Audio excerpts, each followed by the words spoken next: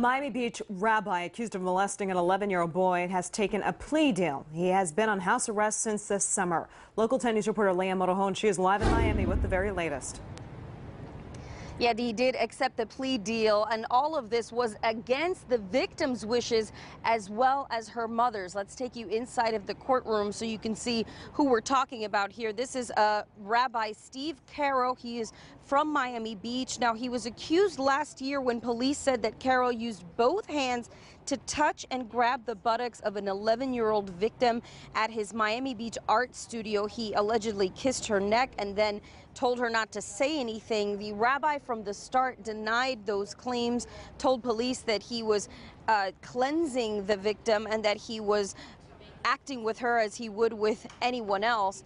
It seems that there was not enough evidence in this case, and so after a long time and a very hard decision, the state chose to offer the defendant a plea deal, to which that defendant accepted, and the judge also accepted the terms. Now, his charges are reduced to misdemeanor battery. He will have to be under probation for 9 months, will undergo counseling. A stay-away order is also in place so that he does not have any contact with the alleged victim, and no unsupervised visits with minors. Now, upon completion, if he decides to vacate the plea, if his attorneys move to do so, then this could be vacated and these charges could be dropped altogether. We did speak with his attorney outside of the courtroom. He said that this was blown out of proportion from the start. We also spoke with the victim's mother, who was disappointed that the state offered this plea, but says she's ready to move her life forward with her daughter.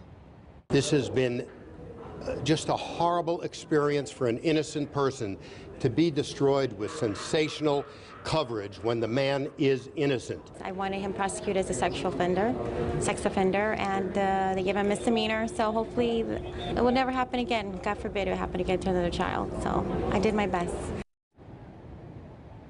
And in addition, he will not have to wear an ankle monitor during the Jewish holidays, but he will have to wear one for the rest of the time. Reporting live outside Miami-Dade Court, Leah Motorhone, Local 10 News.